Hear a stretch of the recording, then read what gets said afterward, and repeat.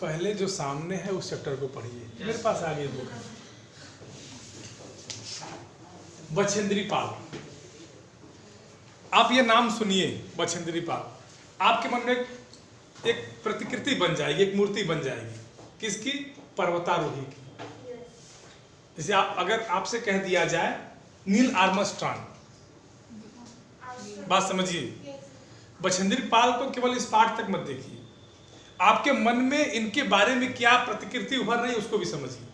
हम आपसे कहते हैं नील आर्मस्ट्रांग, तो आपके मन में क्या माइंड चलेगा? वो व्यक्ति जो चांद पर गया था, समझिए।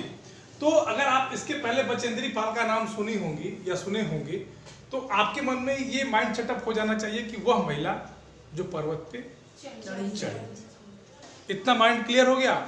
अब जब ये आपके माइंड में क्लियर हो गया कि इस पाठ में ऐसी महिला के बारे में बात किया गया है जो पर्वतारोही थी, मतलब पर्वत पर चढ़ने वाली थी, तो इस पाठ का जो थीम है वो आपको समझ में आ जाएगा।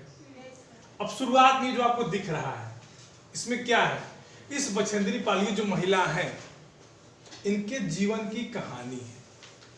इनका जन्म कब हुआ, इन्होंने किस किस विषय से शिक्षा प्राप्त की, इनके जीवन में क्या कठिनाइयां रहीं, किन परिस्थितियों ने इन्हें यह काम करने के लिए उकसाया, किन परिस्थितियों ने इन्हें मजबूर किया, इनके जीवन में आने वाली क्या क्या चुनौतियां थी, उन सब चीजों को उन्होंने क्या किया? कलमबद्ध किया। कलमबद्ध मतलब समझते हैं?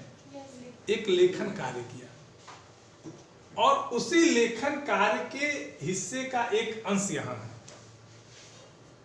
जो एवरेस्ट मेरी शिखर यात्रा है, ऐसी बात नहीं कि बछेंद्री पाल पैदा होती शिखर पे चली गई होंगी, एवरेस्ट पे चली गई होंगी, ये बात नहीं होगी ना। इस पाठ का नाम क्या है कि एवरेस्ट मेरी शिखर यात्रा। बछेंद्री पाल पैदा हुई तो जब उन्होंने, उनके अंदर ये जज्बा आया होगा कि मुझे एवरेस्ट पे चढ़ना है, तो एवरेस्ट पे नहीं चढ़ना, एवरेस्ट पे शिखर तक जाना है, समझ रहे हैं? तो उस शिखर तक जाने में इनके जीवन में क्या क्या बाधाएं आई थी वो सब यहाँ पे बताया गया है। ठीक है, ये यही शुरू है कि उसके आगे से है?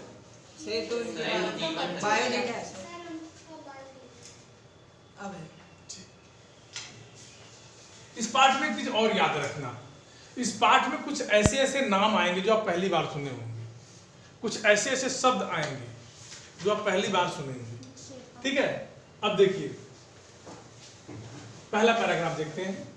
एवरेस्ट अभियान दल 7 मार्च को दिल्ली से काठमांडू के लिए हवाई जहाज से चल दिया। एक मजबूत अग्रिम दल बहुत पहले ही चला गया था, जिससे कि वह हमारे बेस कैंप पहुंचने से पहले दुर्गम हिमपात के रास्ते को साफ कर सके। देखिए, यात्रा की शुरुआत हो गई, यात्रा की शुरुआत हो गई है। और एवरेस्ट अभियान दल, देखिए नाम सुनिए, एवरेस्ट अभियान दल, मतलब कि वह बेड़ा, वह टीम, दल माने टीम, वह टीम, वह दल जो एवरेस्ट अभियान मतलब जो एवरेस्ट पे चढ़ने का काम करती है, उनका एक बेड़ा, उनकी एक टीम 7 मार्च को दिल्ली से काठमांडू के लिए हवाई जहाज से चल गई। उसके पहले भी एक टीम जा चुकी है। क्यों गई है? क्योंकि मार्ग में जो हिमपात की वजह से रास्ते खराब हो गए थे। हिमपात तो समझते हैं, बर्फ का गिरना। हिम माने होता है बर्फ, पात माने होता है तो हिमपात माने बर्फ का गिरना। तो जो हिमपात की वजह से जो रास्ते खराब हो गए थे, जो उनका बेस कैंप जानते हैं, जहां वो मूल रूप से रहते हैं, उसको बेस कैंप कहते हैं। उसके अलावा अगर आप कहें तो उसको चौकियां स्थापित करते हैं, समझ गए? तो जो बेस कैंप पहुंचने से पहले दुर्गम हिमपात के रास्ते को साफ कर सके, उसके पहले एक मजबूत और उनसे आगे, अग्रिम माने आगे, एक पहले टीम वहां पहुंच चुकी थी। कब? जब बछेंद्री पाल का एवरेस्ट अभियान दल 7 मार्च को दिल्ली से काठमांडू पहुंचता है, उसके पहले। समझ गए? आगे देखिए, नमचे बाजार, देखिए बाजार नहीं है, नमचे बाजार शेरपा लैंड का एक सर्वाधिक महत्वपूर्ण नगरीय क्षेत्र है। अधिकांश शेरपा इसी स्थान तथा यही के आसपास के गांव के होते हैं। यह नमचे बाजार ही था जहां से मैंने सर्वप्रथम एवरेस्ट को निहारा। निहारा माने होता है देखना, ठीक, जो नेपालियों में सागर माथा के नाम से प्रसिद्ध है। मुझे यह नाम अच्छा लगा। हमारे यहाँ माउंट एवरेस्ट कहा जाता है, नेपाल में उसे क्या कहते हैं? सागर माथा। तो ये एक जानकारी भर है कि नमचे बाजार शेरपा लैंड, शेरपा एक जाति होती है। शेरपा क्या है? जाति है। ठीक। तो कहते हैं कि जो शेरपा जाति थी अधिकांश कहाँ रहती है? नमचे बाजार के आसपास। नमचे बाजार नेपाल में ही होगा, जाहिर सी बात है कि काठमांडू ये पहुंचे हैं। तो अब ये जो भी बात करेंगे कहाँ की बात करेंगे? नेपाल की बात करेंगे। ठीक। कहते हैं कि नेपालियों में सागर माथा के नाम से प्रसिद्ध है। मुझे यह नाम अच्छा लगा। देखो कितना अच्छा, वास्तव में नाम हमको भी अच्छा लग रहा है, तो बछेंद्री पाल को क्यों नहीं अच्छा लगेगा? सागर माथा कितना अच्छा नाम है। ठीक है, अब यहाँ तक किसी कोई दिक्कत? No sir. आगे देखते हैं। एवरेस्ट की तरफ गौर से देखते हुए मैंने एक भारी बर्फ का बड़ा फूल देखा जो पर्वत शिखर पर लहराता एक ध्वज सा लग रहा था। मुझे बताया गया कि यह दृश्य शिखर की ऊपरी सतह के आसपास 150 किलोमीटर अथवा इससे भी अधिक की गति से हवा चलने के कारण बनता था। अब देखिए, ये पहुंच गए हैं काठमांडू और अपने बेस कैंप पे। अब इस बेस कैंप से ये एवरेस्ट के शिखर को देख रहे हैं और वहां क्या देख रहे हैं? एक बारीक बर्फ का प्लूम माने समझते हैं, जैसे आपको लगेगा कि झंडा लहरा रहा है, वो बर्फ रूपी झंडा होता है, समझ रहे हैं। और मुझे बताया गया कि यह दृश्य शिखर की ऊपरी सतह से 150 किलोमीटर अथवा इससे भी अधिक गति से हवा चलने के कारण बनता था। मतलब वो जो चीज को दिख रही है झिलमिल से, वो कैसे बनती है कि जब हवा का वेग 150 किलोमीटर या उससे अधिक होगा तो वो बर्फ ऐसे से फैलती है, जैसे लगता है कि झंडे फैल रहे हो या हवा या बर्फ का ध्वज बन रहा हो। कहाँ बनता है? एवरेस्ट के शिखर पे। एवरेस्ट के शिखर। बर्फ का यह ध्वज 10 किलोमीटर या इससे भी लंबा हो सकता था।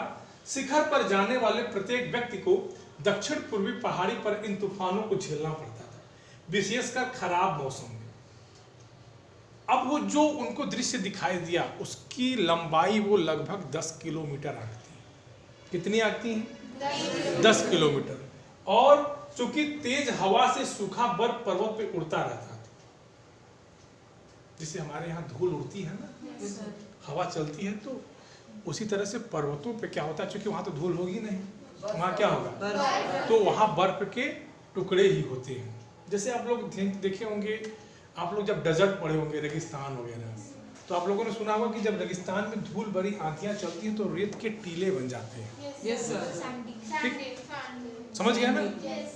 और हमारे यहाँ क्या होता है? धूल उड़ते हैं। अभी आप कभी कहीं से निकलिए गर्मियों में, आपको बढ़िया धूल चले, धूल की भरी आंधी चले, फिर आप देखिए मजा। भाई फ्री का पॉन्ड्स लगाएंगे क्यों? ठीक है। कहते हैं कि जब खराब मौसम ऐसी घटनाएं होती थी तो भाई देखिए, अगर ऊपर बर्फ के बॉल ही अगर मान लो टकरा रहे हैं दूसरे से, पता लगा हमको लग जाए, भाई जो जा रहा है अब वो सुनेगा कि ये 10 किलोमीटर अगर लंबा है और इतनी तेज हवा चल रही है और उससे बर्फ के झंडे बन रहे हैं, तो जाहिर बात है कि बर्फ का टुकड़ा उड़ भी रहा होगा। पता लगा जा रहे हैं, खट से आके लग गया इधर से तो आपका ध्यान तो सामने रास्ते पर है, अब आप कहेंगे ये कहाँ से आ गया, तो दिक्कत होती है ना। तो कहते कि मुझे डराने के लिए काफी था, भाई किसी के लिए भी काफी है। फिर भी मैं एवरेस्ट के प्रति विचित्र रूप से आकर्षित थी और उसकी कठिनतम चुनौतियों का सामना करना चाहती थी।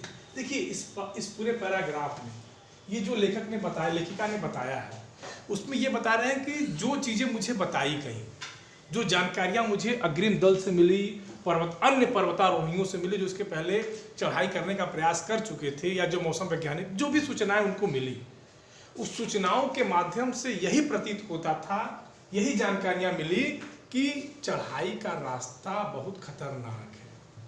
यहाँ जाना मतलब जान को जोखिम में डालना है, ठीक है। लेकिन फिर भी अंत में बछेंद्री पाल कहती हैं कि फिर भी मैं उसके प्रति आकर्षित थी। किसके? एवरेस्ट पर, क्योंकि उनका शौक था ना। उनका क्या था?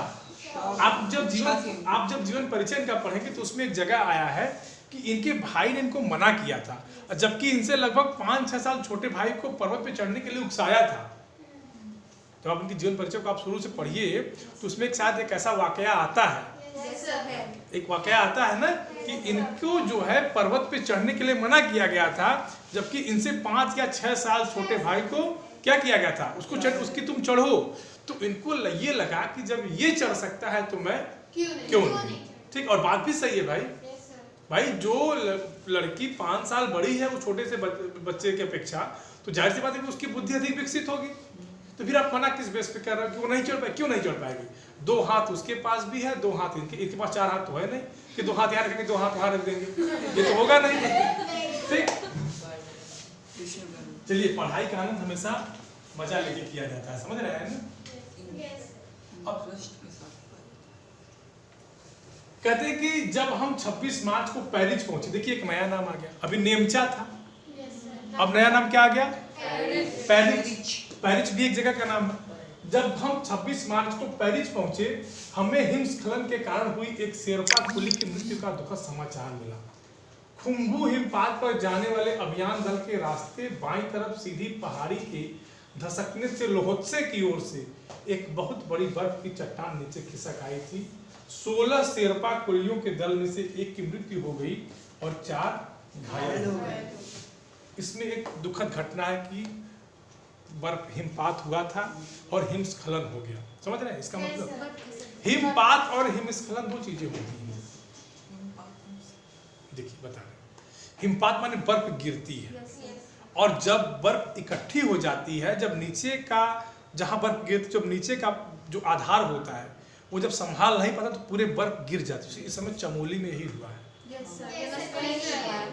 समझ गया ना? जो चमोली वाली घटना हुई है कुछ इसी पे आधारित है। ठीक, हाँ, समझ गए? तो अब इस घटना में होता है क्या है कि 16 शेरपा कुलियों का एक दल होता है, उसमें से एक की मृत्यु हो जाती है। अब जाहिर सी बात है कि जब किसी की मृत्यु हो जाएगी और आपको सूचना मिले, ठीक, तो क्या होगा? एक दुख होता है। इस समाचार के कारण अभियान दल के सदस्यों के चेहरों पर छाए अवसाद को देखकर हमारे नेता कर्नल खुल्लर ने स्पष्ट किया कि एवरेस्ट जैसे महान अभियान में खतरों को और कभी कभी तो मृत्यु भी आदमी को सहज भाव से स्वीकार करनी चाहिए। अब देखिए, एक नया रोचक मोड़ है। ये छोटा सा पैराग्राफ आपको बहुत कुछ सीख दे जाएगा। यहाँ इसके पहले क्या था कि 16 कुलियों में से एक की मौत हो गई, और यह समाचार पूरे बेस कैंप के जितने लोग थे जो बछेंद्री पाल के साथ थे उनकी टीम को मिल चुका था, और पूरी टीम क्या हो गई? दुखी हो गई थी, अवसाद में चली गई थी। लेकिन जब इस दृश्य को देखता है कौन? कर्नल खुल्लर, तो उसने कहा कि आप लोग एवरेस्ट पे चढ़ने आए हैं तो ये मत समझिएगा कि बहुत आसान सफर है, इसमें आदमी को अपनी जान तक गंवानी पड़ सकती है। समझ रहे हैं? तो उसने लोगों के मन में क्या भरी? एक मोटिवेशन, एक उत्साह भरा कि या तो जान हथेली पे रख के चढ़िए या तो लौट जाए। ठीक, उपनेता प्रेमचंद जो अग्रिम दल का नेतृत्व कर रहे थे। अग्रिम दल कौन था? इनसे पहले पहुंचा था, याद है ना?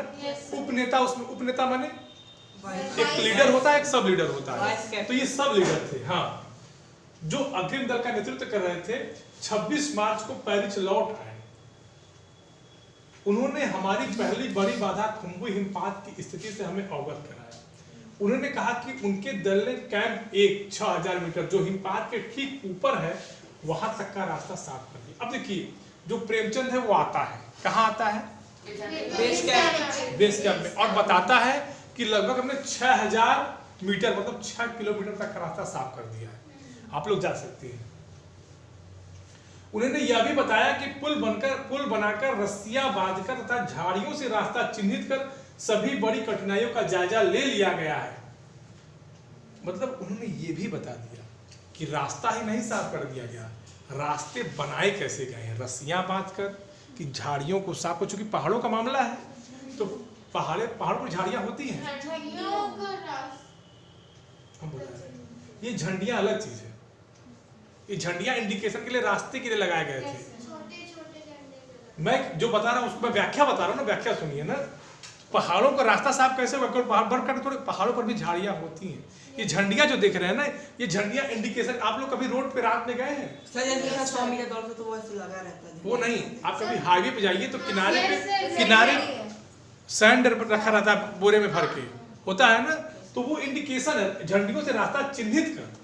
सभी बड़ी कठिनाइयों का जायजा ले। वो जानते क्यों रखा था कि इसके नीचे आप गाड़ी लेके मत आइएगा।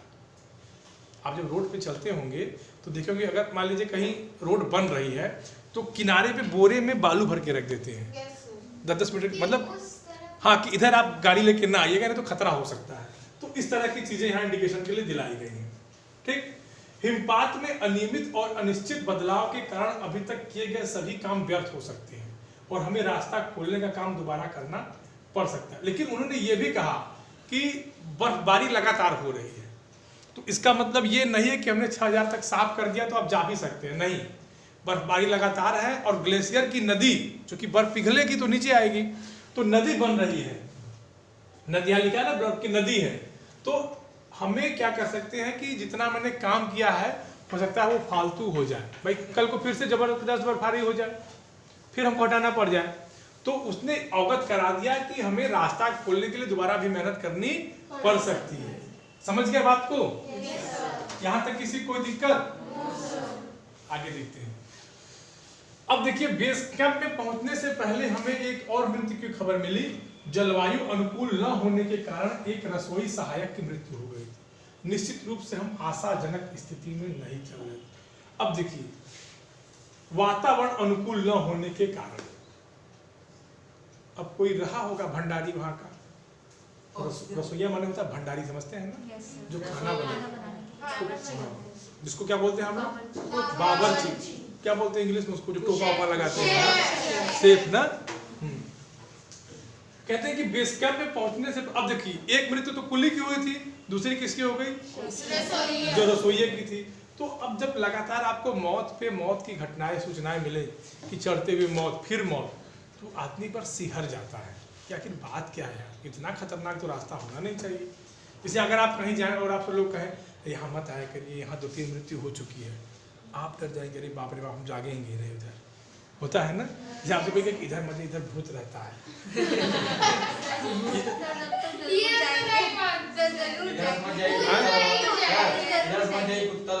हाँ, तो आप क्या होगा, हाँ तो ये मन में एक जो माइंड सेटअप होता है ना आदमी का, एक बार थोड़ा सा हिल जाता है आदमी के लिए। फिर कहते हैं कि एवरेस्ट शिखर को मैंने पहले 2 बार देखा था, लेकिन एक दूरी से, वो तो कोई भी देख लेगा। एवरेस्ट शिखर ऊपर नीचे पहले लिख चुकी है कि मैं वहां से वहां बेस कैंप दिखता था, सागर माथा के नाम जानते थे। लेकिन बेस कैंप पहुंचने पर दूसरे दिन मैंने एवरेस्ट पर्वत तथा इसकी अन्य श्रेणियों को देखा। मैं भौचक्की होकर खड़ी रह गई। एवरेस्ट लोहत्से और नुत्से की ऊंचाइयों से घिरी बर्फीली टेढ़ी मेढ़ी नदी को निहारती रही। यहाँ बर्फीली नदी जानते समझते क्या है? हाँ, बर्फ की नदी। ठीक।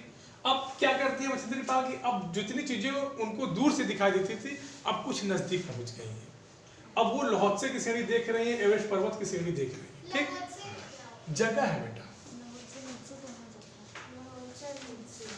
ठीक है। हिमपात अपने आप में एक तरह से बर्फ के खंडों का अव्यवस्थित ढंग से गिरना ही था। हमें बताया गया है कि ग्लेशियर के बहने से अक्सर बर्फ में हलचल हो जाती थी, जिससे बड़ी बड़ी बर्फ की चट्टानें तत्काल गिर जाया करती थी और अन्य कारणों से भी अचानक प्रायः खतरनाक स्थिति धारण कर लेती थी। ये तो इसमें कुछ विशेष चीज नहीं है, बस उसी का वर्णन है, जो रास्ते में चल रही है उसी का वर्णन है। ठीक है। अन्य कारणों से भी अचानक प्रायः खतरनाक, सीधे धरातल पर दरार पड़ने का विचार और इस दरार का गहरे चौड़े हिमविदर में बदल जाने का मात्र ख्याल ही बहुत डर। इसका मतलब समझते हैं हिमविदर माने? हाँ, ठीक। इससे भी ज्यादा भयानक इस बात की जानकारी थी कि हमारे संपूर्ण प्रवास के दौरान हिमपात लगभग 1 दर्जन आरोहियों और कुलियों को प्रतिदिन छूता रहेगा। सब कुछ तो ठीक है, इतना तो ठीक है कि बर्फ गिर जाती थी, लेकिन उससे भी खतरनाक बात क्या आई कि देखिए 2 लोगों की मृत्यु हो चुकी है। एक भंडारी मरा था और एक कुली मरा था। एक 16 वाले 16 के दर से मरा था और फिर एक स्टार्टिंग में मरा था। नहीं, दो ही मरे थे। इसको भाई दिमाग लगा, हो सकता है पढ़ा हो। ठीक है। अब सब उससे भी डर क्या लगा कि जब लोगों को जानकारी ये मिली कि भैया 2 लोग तो जा चुके हैं, तो अगला कौन चला जाएगा इसके लिए हर व्यक्ति तैयार रह सकता है, अगला नंबर उसी का लग जाए। समझ गए? वही चीज है कि संपूर्ण प्रवास के दौरान हिमपात लगभग 1 दर्जन आरोहियों कुलियों को प्रतिदिन छूता रहेगा। मतलब कोई न कोई किसी का नंबर आता रहेगा। तो इस बात से डरने की बात नहीं है, लेकिन लोग सिहर जाते थे रसूल। ठीक है, इतना समझ में आया सबको? अब इसे आगे कल पढ़ाएंगे, नहीं तो लोग ज्यादा पढ़ेंगे तो दिक्कत कर जाएगा तो लोगों के लिए। समझ गया ना? ज्यादा खाना खा लेना क्या होता है, बदहजमी कर देता है ना।